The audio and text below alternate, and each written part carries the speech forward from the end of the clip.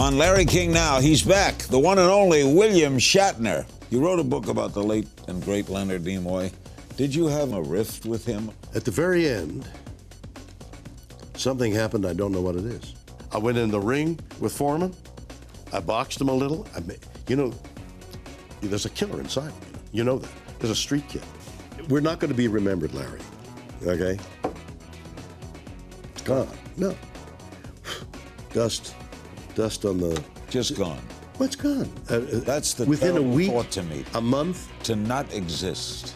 That's right. And do you ponder that sometimes? Yeah, ponder it sometimes. Yeah. All the time. All the it's time. It's like with you. Plus, music we'd be surprised you listen to. Rap. Really? Good rap. A modern technology or trend you can't wrap your head around. Rap. All next on Larry King Now.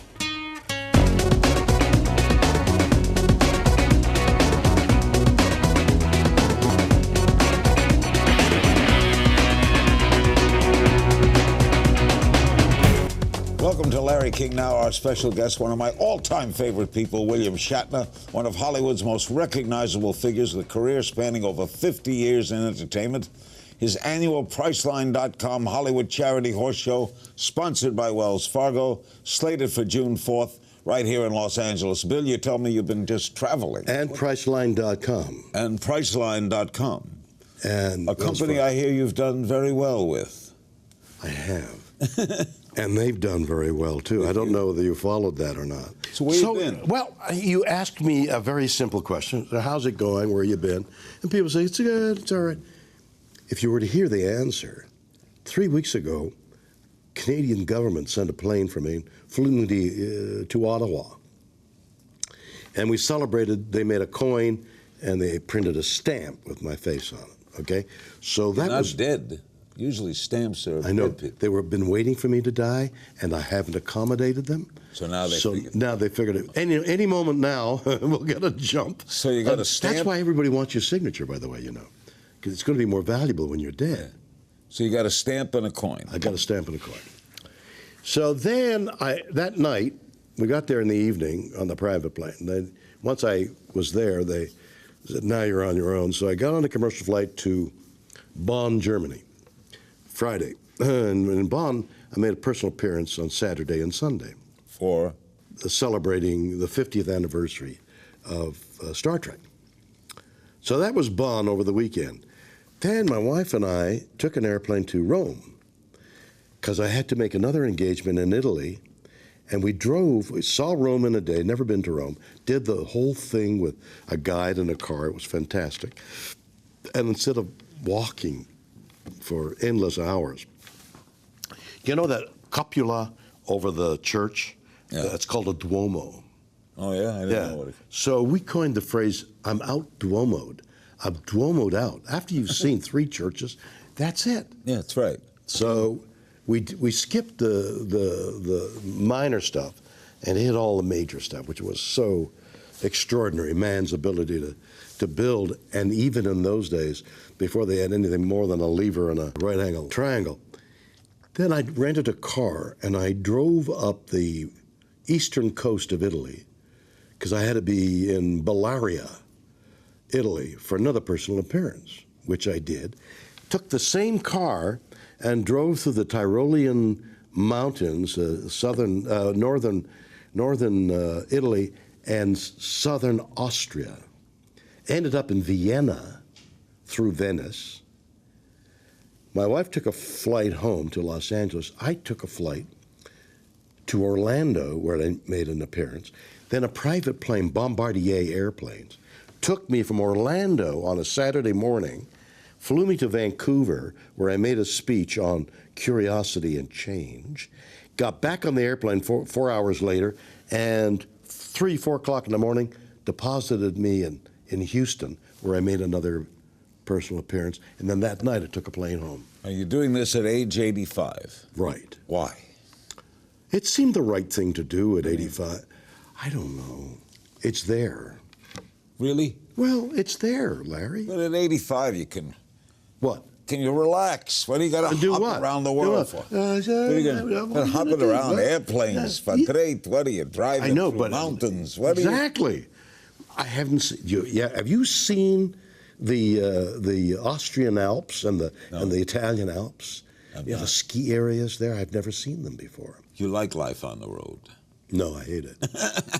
It's true. Priceline is also a partner in your charity horse show. Yes, it is.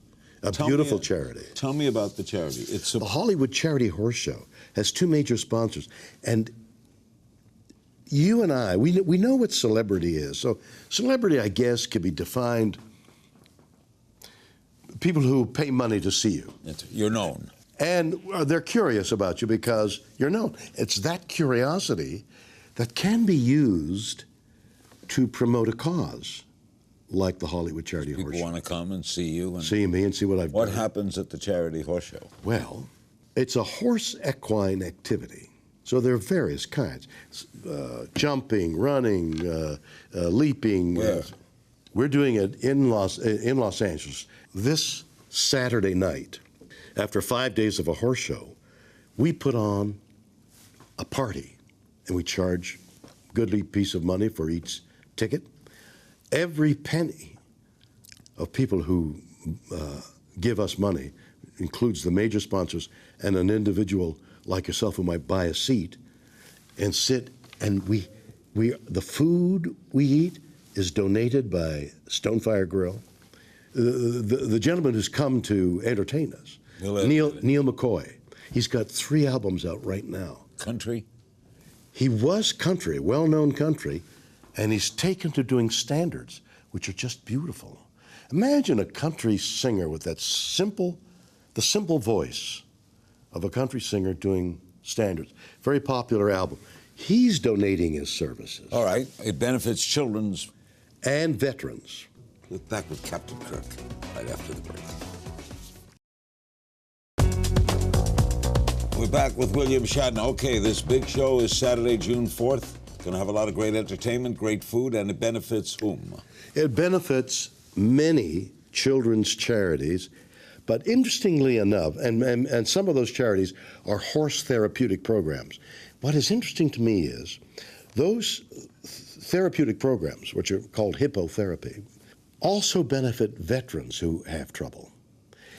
The same ills assailing a child who's emotionally, socially, verbally, physically handicapped, a young man with disabilities, mental or physical, comes back from the wars, and the same magic that the horse has on the child works its way with the veterans. Wow, that's great charity. Now, how do people find information about it? Horseshow.org. That's all you need. Horseshow.org. Horseshow.org. That's all you need. Star Trek still going strong. A new film will be out this summer. A new series going to be on CBS Digital. What keeps Star Trek so in the mind of the country? What is it? Why don't I ask you? I'm asking you because that's the nature of the program. I understand that, and I'm willing to give you the answer. Yes. But I could engage you in a conversation by asking you, mythology is faith, really. How are you with faith? I don't believe in a superior being. Right. And yet you don't believe in the robed, bearded God and welcome to heaven. You've done a good job. But the mystery of how it all started still is there. No, I know and that. thusly, we are spiritual. Right. We're just not into the illogic of the faith that some people have. But that faith seeks to explain the unknown. What I always liked about Star Trek is there was always a message in every one of the episodes. The mythology of Star Trek and science fiction seeks to explain that what is dark matter? 95% of the universe is composed of something we have no idea. We've never seen it. We've just theorized it exists. We know nothing. Isaac Asimov said about science fiction, it still has to be a good story. Absolutely. It comes down, the plot has to be good. Right. But when you invest it in a make-believe pretend place based on some logic of what could be given what we know about science, it makes it even better. I've got a new novel coming out, Zero G, in October. I've got a novel out there now called Leonard. And about Leonard Nimoy. Is that about a novel? Leonard Nimoy? Not a novel. It's a Fact. It's a biography. Memoir. It's a memoir of a friendship and why men have so much trouble making friends and keeping friends, and why actors, given a show, they're the best. They're the best friends forever till the show's over. And I'll take James Spader. I love James Spader. I worked 5 years with James. We were the best television ever. Yeah, and I haven't seen him since the cancellation of the show due to both of us being busy. It's been several years. So that's the nature of most of the friendships in show business, except Leonard and I were thrown into each other's company. I want to talk about that. He'll open up about his relationship with his friend, fellow star, the late Leonard Nimoy. Two Jewish guys. Don't go away. Horseshow.org, you're helping a great cause. You'll see Shatner. Great food, great entertainment, Saturday night. Every penny. There's silent auction online, which you can buy all kinds of strange and interesting things. All that money goes to the kids. Every penny that you give us goes to the kids. You wrote a book about the late and great Leonard Nimoy. Did you have a rift with him? At the very end, something happened. I don't know what it is. I have no idea what it is. But he stopped talking to me. I'd like to ascribe it to the fact that his illness got worse and worse so gradually, but I don't know. So my vision of it is I ignored that and maintained my love for him, which I had for many years. What was so special about him? Well, you know, he was an artist. He didn't come across as some great artistic. He was very serious, but he had a great sense of humor. But there was an artistry to the things he did. He did so many. He wrote books, he wrote poetry, he sang, he loved music. I saw a piece of film, Larry, in which he did To Be or Not to Be in Yiddish. Wow. And it was melodious and strange and interesting in a sort of Germanic thing. But it was fluid, and he spoke it beautifully. You're a special guy, Shatner. We play a little game called If You Only Knew. So I'll just throw some questions. Oh, yeah, but you have to understand, the answer to the question of if you only knew is I know nothing. I don't know nothing. All right, is there someone you still consider a role model? Do I consider a role model? No, I haven't. I've never had a role model. Did you have a favorite Star Trek episode? Well, it's hard to remember, but there are some popular ones, the Tribbles and the time warp thing, and there were several. Was Captain Kirk hyper, would you say? Well, we'd have to get into the definition of hyper. But was he commanding?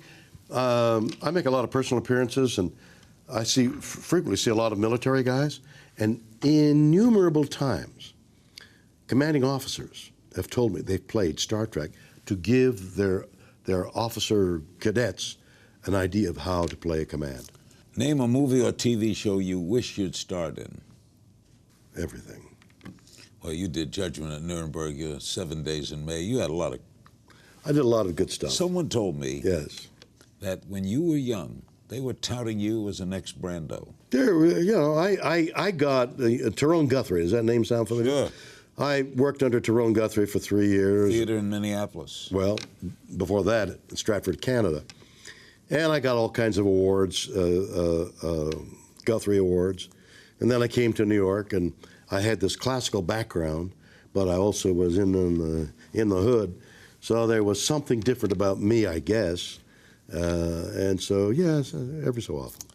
Music we'd be surprised you listen to. Rap. Really? Good rap. A modern technology or trend you can't wrap your head around. Rap. If you weren't an entertainment renaissance man, what do you think you'd have done? You said 50 years in show business. I actually started when I was 6 years old. I did camp play, and I remember so little about it, so many years, so specifically the moment that I looked out as I was taking a bow, 6 years old, and I had the audience weeping. Oh, holy cats, I got the audience weeping. And then my dad took, it was my boy Bill. And as I say in my one-man show, I had the audience weeping. My father gave me love, an actor's born. And from 6 years of age on, that's what I was doing. You do a traveling one-man show? I do. I did. I worked on Broadway, and I've taken it on tour in one-man show. Who would you trade places with for a day? You know, these are wonderfully interesting, but they require a little pondering. Do I take the fleshly delights? Do I say I'd like to trade place with so-and-so's husband? Or do I say I'd like to meet President Obama?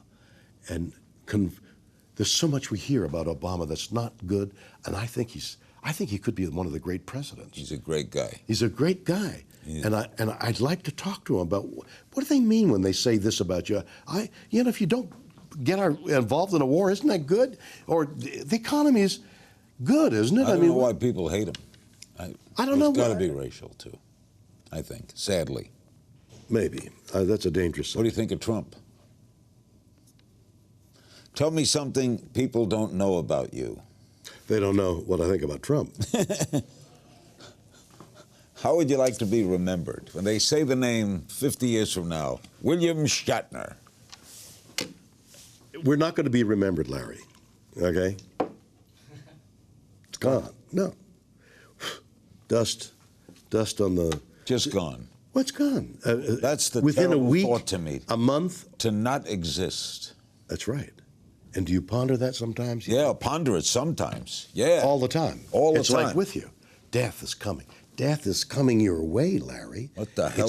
It's not far away. So what are you going to do when that moment of consciousness and death, right there? You die. And you say, oh my God, I'm dying. Is that going to be the most fearful moment? Sure. The moment because you're thinking, yeah, I'm not going to die. I take a few more antibiotics, get the pump going a little faster, and I'll live. And all of a sudden you realize, my dog, my 15-year-old Dobie, died about 3 or 4 months ago. And I lay on the floor cupping his head, and I saw my dog die. I saw the film come over his eyes. And then I pet him. I'm crying. And I pet him. It's okay, Bucky. And then the film would peel back. And he'd look at me. And then it came back. And he was dying in front of me. And I've pondered the mystery of death for a long time. And I know it's right. Do you see anybody behind me, by the way? It's that kind of thing. We know it's coming at us. That young cameraman may die sooner. But we're going to die momentarily, and I find it fearful. Yeah, me too. No shock. Bill Shatner takes your questions, plus he talks about an upcoming TV series, which sounds incredible to me. Stay with us. William Shatner, don't forget, horseshow.org. You got it. Active on Twitter. What keeps you going with that Twitter thing? I have. Well, it connects. It connects with people. Sometimes to our detriment. You'd rather not read what they're saying, but mostly it's good. Donna on Twitter wants to know about your bromance with Sam Ewan, the star of Outlander. So there's this kid, 26, 27, and he's playing in a really great series, and he's like a leading man of the old style, classic features, big guy, good physique and all. And he likes me. He was following. So in being able to Twitter with these personalities, I say to them, give me something that I can auction off. So this silent auction on horseshow.org is really extraordinary. He's giving me a T-shirt with God knows what's on it, his sweat. Before it's on, we haven't placed it yet, it's $1,500 already that will go to the charity. Sam has donated that. He'll be at the horse show, by the way. Why don't you go on an Outlander show? I've got things to do in Italy. P.F. Sean's on Twitter. Any more solo albums in the works? I was working on a Christmas album for next year, and all of a sudden it was cast into doubt, so I don't know. But I've got unusual Christmas songs. So, not famous songs? If I do any of the famous songs, give it a different look. David Mayer on Facebook. How do you stay so youthful? Not just in appearance, but your overall vitality. Why don't you do a health book? What a great idea. Give me a moment. Alec Townsend on Facebook. Will we ever see you on Blacklist? You and James Spader together on one episode of Blacklist. I'd love to do that. I don't know why. Be the villain? Yeah, or he's a villain too, isn't he? Yeah. Yeah. He's great. The two of you were magic together. James, wonderful actor, wonderful guy. I love him. And Henry Flowers on Twitter wants, any chance of you directing the new crew in the latest Star Trek series? I'd feel a little awkward, I think. Dave Dowling on Facebook. What made you get into acting in the first place? And what was your all-time favorite experience at work? I got into it because I was a kid, and I just fell into it, and I was good at it. I had a natural talent. And I started, as I say, early on, just kept going. I've never done it. I've never driven a taxi cab. I've never waitered. I've never done anything else. What's your favorite experience? Was there this one-man show? Yeah. I wrote and directed this one-man show, and I got great notices in Broadway. I get great reaction wherever I tour. I'm touring it in October again for a few cities. You use video effects? I do use video. There's a technician back there. Lucky Dave is back there punching buttons. I drove through that blizzard in New York when they had the 3 feet of snow and they expected 6 inches. I had to get to Chicago, and every airport was closed. In a Fiat 500, Lucky Dave, memory, and I drove through that thing. I drove. Lucky Dave was navigating. From New York to Chicago in the midst of that blizzard. I drove through that blizzard. Hours behind me, thousands of cars piled up. But you made it. I made it. I'm told you have a new reality TV series coming out with Henry Winkler, Terry Bradshaw, and George Foreman.